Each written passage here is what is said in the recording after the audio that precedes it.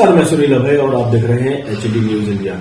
अभी हाल ही में आपने देखा होगा कि संसद सत्र जो है वो एक दिन पहले ही समाप्त कर दिया जाता, आनंद फानंद में समाप्त कर दिया जाता। उससे पहले 2 बिल ऐसे पास किए जाते हैं 146 सांसदों को निकालने के बाद, जिसपे ना कोई चर्चा होती है ना कोई बातचीत होती है, सिर्फ बिल लाया जाता है और पास हो जाता है। पहला बिल यह है कि जो निर्वाचन आयोग की जो समिति गठित हुई थी सीजेआई के द्वारा, जिसमें पक्ष विपक्ष और सीजेआई खुद शामिल होंगे निर्वाचन आयोग के द्वारा, उसको खत्म कर दिया गया। निर्वाचन आयोग अब उसमें रहेंगे नहीं, पक्ष और विपक्ष उसमें रहेंगे। उसके अलावा दूसरा बिल लाया जाता है ब्रॉडकास्ट बिल, जिसमें कि अगर आपने कोई भी बात सरकार के खिलाफ कही तो ये समझ लीजिए कि आपका जेल जाना बिल्कुल तय है। हमारे साथ मौजूद है अमित दुआ साहब, जो कि मानवाधिकार संगठन चलाते हैं, चेयरमैन है और पूरे विश्व में ये जाने जाते हैं क्या सोचते हैं, क्या मानना है इनका। सीधे सीधे बात करेंगे। दुआ साहब, स्वागत है चैनल पर आपका। जर्नलिस्ट महोदय, एचडी न्यूज को धन्यवाद। आज हमारा लोकतंत्र खत्म है। आज हमारा संविधान को पूरा का पूरा बदल दिया गया है। आज जो संविधान, ओरिजिनल संविधान जिसको कहते हैं, बाबा अंबेडकर साहब ने लिखा था, 32 केजी का था, 264 पेजों मतलब उनके सारे टीम थी और 336 लोगों ने मिलकर के बनाया। वो संविधान कहाँ है, किसी ने देखा? आज वो 32 केजी का संविधान, ओरिजिनल संविधान गायब है, चोरी हो गया है। इस बात की अभी तक किसी ने ना तो एफआईआर दर्ज किया ना कोई बात होती है। आप क्यों करेंगे? क्योंकि चोर मौसेरे भाई लोग हैं जो आज सत्ता में बैठे हैं, चाहे पक्ष में है या विपक्ष में है, सब के सब चोर लोग हैं। सबको सब जो देश के लिए नहीं बल्कि कुर्सी के लिए लड़ते रहते हैं। वो कहते हैं मुझे मारा, मुझे गाली दिया, वो मिमिक्री करते हैं। और ये सब जो सिस्टम है, जो आप कह रहे हैं, आपका जो सवाल है कि इतने लोगों को हटा दिया गया और विधेयक पास, तो ये सब कांग्रेस के वक्त में 1977 से जो इंदिरा गांधी किया, राजीव गांधी, उन लोगों ने भी हरकतें की थी। तो ये जब हरकतें कर रहे हैं तो आज देश जो है 150 करोड़ की नहीं है, देश जो है 272 मेंबर ऑफ पार्लियामेंट का है। और 272 में भी जो एक दादा होता है, जो एक लीडर होता है, उसका देश है। बाकी तो सब हम कीड़े मकोड़े। दादा किसको कह रहे हैं? ये तो दादा वो दादागिरी उनकी चलती है जो देश के प्रधानमंत्री होते हैं, जिनके हाथ में देश के प्रधानमंत्री दादा है क्या? और क्या है? वो दादा है, वो जो है सेवक है, वो प्रधान चौकीदार है, वो जो है ताली थाली बजा देते हैं, वो कुछ भी कर सकते हैं, वो विधेयक पास करा सकते हैं, वो जो है सबको अंदर जेल भेज सकते हैं, सभी मंत्रियों को, सभी चुने हुए सांसद को, जनप्रतिनिधि को, सबको। लोकतंत्र खत्म हो रहा है क्या? लोकतंत्र में किसी को अपनी बात रखने का हक नहीं है क्या? जर्नलिस्ट महोदय, लोकतंत्र नहीं है, लोकतंत्र नहीं है, लोकतंत्र है। ये लोकतंत्र खत्म हो चुका है, ये राजतंत्र शुरू हो गया है। और माने ना माने लोग खाली जो है डुगडुगी लेके घूम रहे हैं कि मैं लोकतंत्र का एक हिस्सा हूं, जनतंत्र का हिस्सा हूं, जनता जो जनार्दन, जनता राजा है। ऐसा कुछ नहीं है, जनता कुछ नहीं है। जनता राजतंत्र की बात कर रहे हैं, लोकतंत्र खत्म की बात कर रहे हैं, तो जो भी पार्टियां हैं, चाहे वो बीएसपी हो, समाजवादी पार्टी हो, आरजेडी हो, क्या ये विपक्षी पार्टियां, कांग्रेस भी इसमें शामिल है, दिखाई नहीं देती क्या उनको ये लोकतंत्र?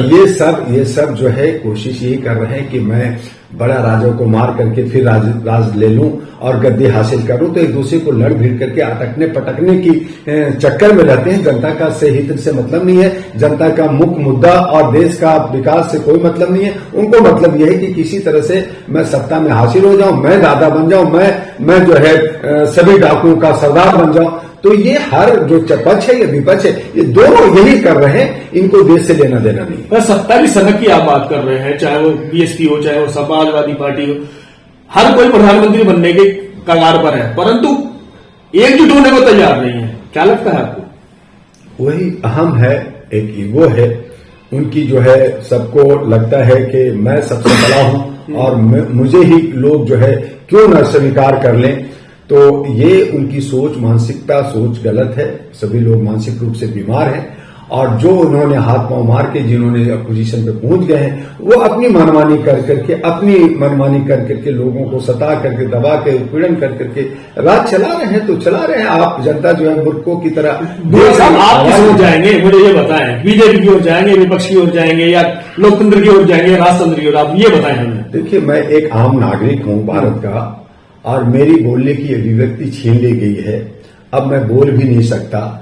अगर मैं बोला तो मुझे भी डंडे पड़ेंगे, जेल, एफआईआर रोज होगा। फिर भी आप बोल तो रहे ये थोड़ी सी एक विल पावर कहिए या ये जो है, मतलब आपको डर नहीं लगता? नहीं, डर की बात नहीं है, डर तो मुझे भी लगता है, लेकिन सवाल ये है कि जो हमारी फितरत है, हम नहीं रुक सकते, हम बोलेंगे, हम जेल जाने से डरते नहीं है, हम जेल भी जाना चाहते, अगर भेज दे तो कोई फर्क नहीं पड़ता। लेकिन अगर इस तरह की नीति रहेगी देश का, लोकतंत्र का, राजाओं का, जो सत्ता चला रहे हैं, तो ये इससे बेड़ा गर्क होगा, देश बर्बाद होगा। और हमारे जो देश को 10 साल में क्या विकास हुआ है या बर्बाद हुआ है, इस बात का जवाब दें। 10 साल में आप देख रहे हैं कि नौजवानों को खूब रोजगार मिल गया, 2-2 करोड़ रोजगार मिल गया, मुद्रा योजना मिल गया, उनको 15-15 लाख रुपया मिल गया, उनको स्वास्थ्य मिल गया, शिक्षा मिल गया, हमारे महिलाओं को खूब सुरक्षा मिल रहा है, राम मंदिर भी मिलने जा रहा है, और उनको फिर राम मंदिर भी मिल रहा है, घंटा भी बजाएंगे। जो बहुसंख्यक हैं, जो कहते हैं कि मुझे जो है पुजारी बना दो, पुजारी बनाने की मांग क्यों नहीं कर रहे? वो जो है अपनी जब आस्था की बात करते हैं तो अपना हक लेना, तो हक नहीं मांग सकते, लेकिन मलाई जो है अपने जो है पुरोहित को, अपने जो ब्राह्मण को, मनुवादियों को खिलाने के लिए वो तैयार बैठे हैं, और उस पे कहते हैं कि मैं हिंदू हूं, मेरा हिंदू राष्ट्र चाहिए। जो उनको ज्ञान ही नहीं है, तो ये ज्ञान की नदी नहीं बहेगी तब तक बहुजनों को ज्ञान नहीं मिलेगा। बहुजन ही वो लोग हैं। राम मंदिर 22 तारीख को खुलने जा रहा है जनवरी में, तो सबसे आगे वो कगार में दिखाई देंगे। प्राण प्रतिष्ठा के लिए उसे भी मरने के लिए वो तैयार है। भाई मैं बहुत हैरान हूं कि प्राण प्रतिष्ठा एक ब्राह्मण एक मूर्ति के अंदर करेगा। आस्था मेरी भी है, ऐसी नहीं कि मैं भी धार्मिक व्यक्ति हूँ, मानवता को मानता हूँ, तो मानवता हर धर्मों का एक केंद्र बिंदु है, उस तरह से मुझे आस्तिक ही कह सकते हैं। कई बार कई लोग नास्तिक भी कहते हैं, क्योंकि मैं कई धर्मों को आस्था रखता हूँ, सभी धर्मों को समानता दिखाता हूँ। तो आज जो राम मंदिर की बात है, अयोध्या की बात है, वहां पे बहुसंख्यक कह रहे हैं कि हिंदू राष्ट्र बन रहा है मेरा राम जी का जो है प्राण आ रहा है। तो इसका मतलब ये है कि 22 जनवरी पत्थर में कभी प्राण आया है क्या? मुझे आप इसी से वही पूछना चाहता हूं कि 22 जनवरी 2023 में राम जी की जान आएगी, प्राण आएगी, उससे पहले राम जी थे? इसका मतलब राम जी उससे पहले नहीं थे। यानी कि 21 जनवरी तक 2023 तक राम जी है। अब तो राज है, अरे राम है तो मरे हुए ना, जिंदा तो 22 को होंगे, जान तो उसमें 22 को आएगी, और 22 को जान आएगा, वो कौन देगा? ब्राह्मण देगा। तो ब्राह्मण जो है वो कौन हो गया? वो कौन हो गया? इंटेलेक्चुअल पर्सन है। इंटेलेक्चुअल पर्सन के साथ उनको राम जी का भगवान हो गया ना। बिल्कुल, राम जी के पिताजी हो गए ना, राम जी के माता पिता हो गए ना। जो ज्ञान हमें जो जान देता है, हमें जो जन्म देता है, हम उसको माता और पिता कहते हैं जी। तो जो उस मूर्ति के अंदर जो प्राण प्रतिष्ठा करेगा, वो जो ब्राह्मण करेगा, जो श्लोक पढ़ेगा और उसमें फूकेगा, वो माता पिता हो गए ना। तो मेरे भाई, राम से अच्छा है कि मैं ब्राह्मण को ही पूजा करूं। तो हम तभी तो मिठाई चढ़ाते हैं, तभी तो हम जो है पूरा पूजा पाठ करते हैं। यही चीज तो लागू हो रही है। ब्राह्मण आपको दिक्कत कहां हो रही है? क्यों हो रही है? ब्राह्मण का विरोध क्यों? ब्राह्मण का विरोध मत करो ना, सब बैठाओ। यही तो क्या, तभी कहा गया कि भाई सनातन मानो कि भैया ब्राह्मण जो है वो भगवान का भी भगवान है। तो वो जो है आपका जो है महिलाओं की स्तन काटेगा, आपके पहले बच्चों को ये नदी में फेंक देगा, आपको मंदिर में नहीं घुसने देगा, आपको जो है हर तरह से शोषण उत्पीड़न करेगा, आपको शिक्षा से दूर रखेगा, आपको स्वास्थ्य से दूर रखेगा, आपको सत्ता से दूर रखेगा। तो आपको मिर्ची क्यों लग रही है? क्यों मिर्ची लग रही है? तो बहुजन जो है आप वही कहते रहो जो 15 साल पहले किया है। अब हक मांगने की बात क्यों कर रहे हो? आप एका बनाने की बात क्या कर रहे हो? आप पे ज्ञान ही नहीं है। तो आप जाते हो मंदिर में, अगर आपको ज्ञान होता तो मंदिर का विरोध करते, आपको ज्ञान होता तो आप जो है हर बहुसंख्यक किसी भी मंदिर में नहीं जाता, घुसता ही नहीं मंदिर में घुसोगे, वो अपनी दुकान चला। अब आस्तिक है नास्तिक है, कुछ भी समझ में नहीं आता। मुझे एक बात बताइए कि एक दुकान है और उस दुकान में अगर हम जाके खरीदेंगे तो भी माल बिकेगा ना उसका। हम जाएंगे नहीं तो उसका दुकान बंद हो जाएगा। तो आप जाते हो, उसका दुकान चलता है, आप ना जाओ उसकी दुकान बंद हो जाएगी। लेकिन ऐसा नहीं, देश हिंदू हमारे पे जुल्म कर। अरे भैया, जुल्म तुम कर रहे हो। जुल्म जो है बहुसंख्यक कर रहा है, जुल्म जो है वो खुद अपने गले में लटका के घूम रहा है। जुल्म जो है, जितना भी जुल्म हो रहा है, जितना भी उत्पीड़न शोषण हो रहा है, ये बहुसंख्यक अपने गले में खुद लटका के घूम रहा है और खुद ही डुबडुबी बजा रहा है और कह रहा है हमारा वो ऐसा कर दिया। अरे तुम वो दूसरे को दोष क्यों दे रहे हो? अपने को देखो ना। किसी ने एक बात कही है कि जुल्म करने वाले से जुल्म सहने वाला ज्यादा गुनहगार होता है, और गुनाहगार है बहुसंख्यक को जो बहुसंख्यक गुनाहगार है। अगर गुनाहगार नहीं है तो 22 जनवरी को एक भी बहुसंख्यक ना जाए, मैं समझूंगा कि बहुसंख्यक है, और नहीं तो तुम कीड़े मकोड़े हो और जैसे थे वैसे ही रहोगे और वो आपको जुल्म करेगा। बहुसंख्यक आपको मार डालेगा इस बात पर, मारेगा। वो यही तो जानता है, वो यही जानता है ज्ञानी में कि एक दूसरे को मारो, कत्ल करो, रेप करो, और आप जो बड़े लोग जो है उसका गेम खेलेगा, तुमसे लड़वाएगा और तुम लड़ते रहो, और उसके आगे तुम्हें ज्ञान है ही नहीं। तुम सत्ता में नहीं जा सकते, तुम देश का राज नहीं कर सकते। अगर बिंद्रा ने कहा, बाकी लोगों ने कहा, तो सही कहा है उसने, सही कहा है कि तुम राज करने के योग्य हो ही नहीं, क्योंकि तुम्हारे पे ज्ञान ही नहीं है। तुम्हारे पास अगर ज्ञान है तो धन नहीं है, और धन है तो बाकी तुम्हारे जो नेता है वो तुम्हें खा जा रहे और तुम्हें समझ में नहीं आ रहा। तो करना क्या चाहिए? आम जनता तो नेता चुनती है सिर्फ अपने भले ही। आम जनता नेता ही उनका दुरुपयोग करने लगे, उनको बेच के खाने लगे, तो क्या करे आम जनता? आम जनता क्यों बिकती है? आम जनता कहां बिक रही है? तो नेता अपने लिए पैदा कर रही है उच्च हक और अधिकार की बात तो नेता ही करेगा ना। अपने हक अधिकार के लिए सिर्फ आवाज उठाना नहीं होता, उसे काम करना होता है। हम लोग आवाज लगातार 37 सालों से कर रहे हैं, लोगों को जागृत करने की कोशिश कर रहे हैं, लेकिन घूम फिर करके जो गोबर होता है ना, गोबर के अंदर एक कीड़ा होता है, जो गोकुत्र, उसको एक कीड़ा का नाम है कुछ, तो वो घूम फिर करके कितना भी करो, कितना भी साफ करो, वो कीड़ा उसमें वो फिर रहेगा कीड़ा। तो ये हालात है कि कितना भी बहुजन को समझा दो, कितना भी उसको राज तरफ पहुंचा दो, कितना भी उसको किस बात पर आपके करे ना भाई, करे ना। मैं तो कहता हूं करो, क्योंकि आपको इससे भी तो ज्ञान हो जाए कि जो एक ज्ञान की बात कर रहा है, जो आपको जोड़ के कह रहा है कि जुड़ करके अपना सत्ता प्राप्त करो, अपने प्रतिनिधि को चुनो, कभी ना बिको 500 में, कभी ना बिको शराब में, कभी ना जाओ मंदिर में, तो आपको नहीं समझ में आता और वही करोगे तो मुझे भी मार दो, मुझे भी फेंक दो, तो एक और कम हो जाएगा, क्या फर्क पड़ेगा?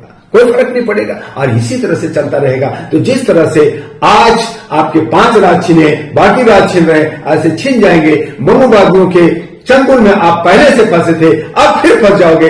अभी अगर आपको होश नहीं आया, 2024 में जाग करके एका बन करके आपने अगर नहीं लड़ा, बहुत संख्यकों को अपने जनप्रतिनिधि को नहीं चुना, अपने हक को, अपने अधिकार को नहीं समझा, तो आप हमेशा हमेशा के लिए आगे भी गुलाम रहेंगे।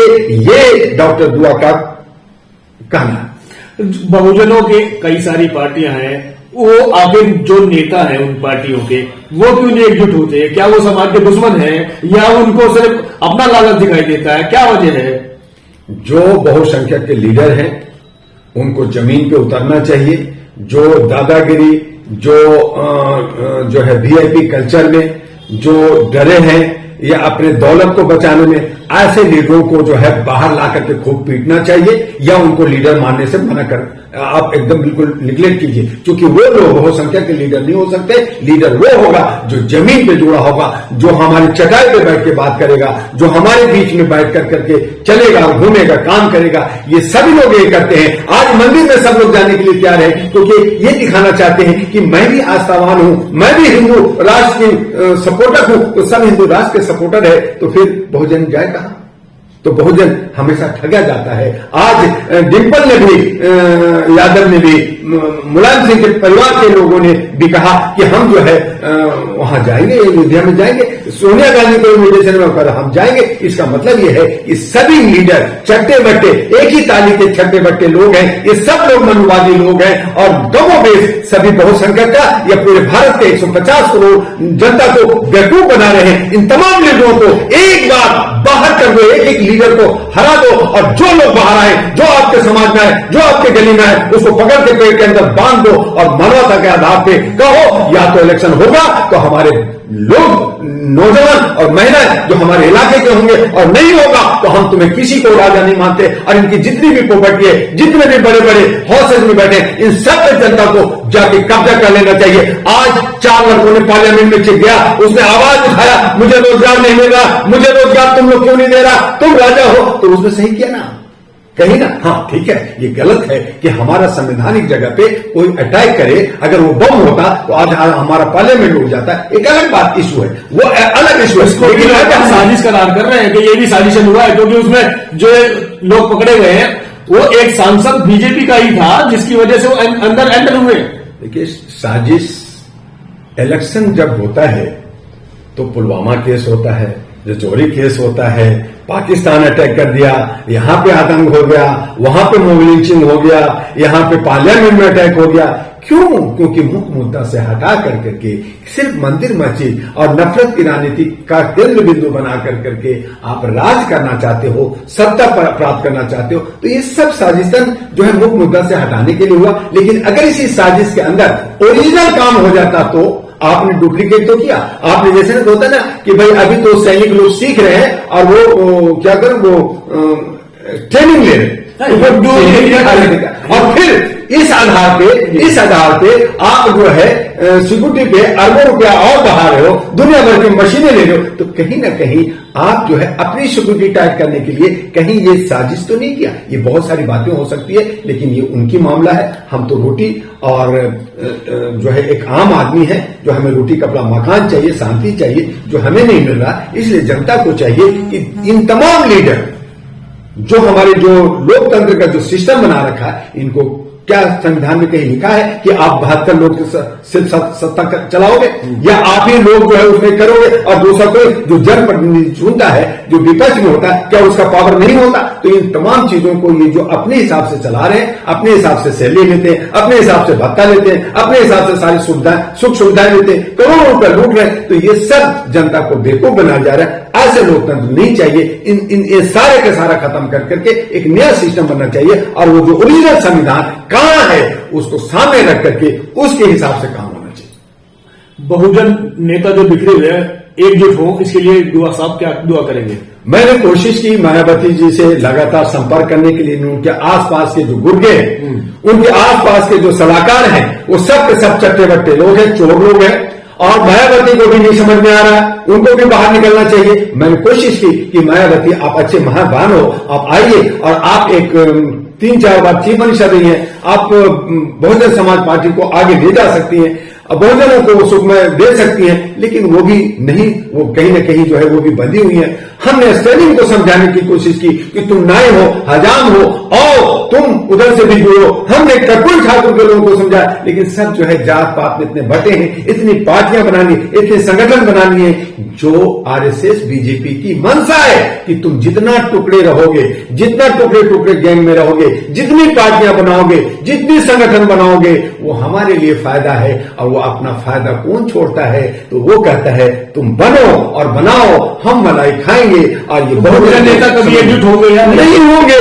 ये नहीं होंगे, मरेंगे, पीटेंगे, क्योंकि ये सब गुलाम है, मानसिक गुलाम है। ये गुलामी से बाहर निकलना नहीं चाहते, निकलना ही नहीं चाहते, इनकी मनसा ही नहीं है। इनको है कि हमें जो है अगर मिल रहा है, झूठा नहीं मिल रहा, हम खाते रहे, बाकी मेरा समाज बाहर में जाए। तो ये कोई भी एक एका नहीं दिखाना चाहते, लेकिन दुआ चिंतित है इस बात का। और हम चाहते हैं कि एक बार ये लोग विचार करें, और विचार करके अपना अहम, अपना ईगो छोड़ करके एका बना करके, और जो कुछ सेक्रीफाई करना हो, जो कुछ त्याग करना हो, अगर त्याग की भावना लेकर के अगर बहुत संख्यक के जो लीडर है वो एक जगह आ जाए, तो मैं समझता हूं कि एक नया समीकरण बनेगा, एक नया अध्याय बनेगा। और ये जितने भी मनुवादी हैं वो सब के सब जो है एक लहर में फिक जाएंगे, दूर हो जाएंगे, पता भी नहीं चलेगा कहां गए। लेकिन जरूरत है कि बहुसंख्यक को, जितने लीडर हैं, उसको इंडिया गेट पे आकर के घाट में बैठ करके बात करें, 10, 20, 50 जितने भी लीडर हैं, बात करें कि हम एक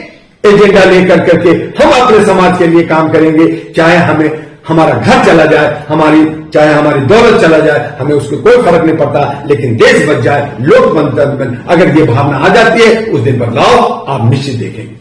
तो ये थे हमारे साथ एमयू दुआ साहब, मानवाधिकार आयोग के जो चेयरमैन हैं। संगठन चलाते हैं विश्व में, और उनका एक साफ साफ दर्द जो है वो छलकता हुआ दिखाई दे रहा है कि हिंदू राष्ट्र बनाने की बात तो हो रही है, मगर बहुजनों की जो जब सत्ता प्राप्ति की बात आती तो बहुजन के ही लोग आपस में बटे हुए हैं। अगर बहुजन के नेता इस तरीके से बटे रहेंगे तो जिस तरीके से आप 200 साल पहले थे उसी तरीके से आपको वो सारी चीजें ढोनी पड़ेंगी। संविधान का अभी समय है, 2024 इलेक्शन नजदीक है, आप सबको अपना मतभेद भुला करके एकजुट होना चाहिए, एक एजेंडा बनाना चाहिए, एक साथ बात करनी चाहिए, तभी आप शायद इन मनोवादियों से पार पा पाएंगे। ये कहना है एम युदुआ साहब का। आगे देखने वाली बात है कि इस बात का असर कहां तक होता है, होता भी है या नहीं होता है, ये आगे का विषय है। इसी के साथ मैं सुनील अब HD न्यूज इंडिया।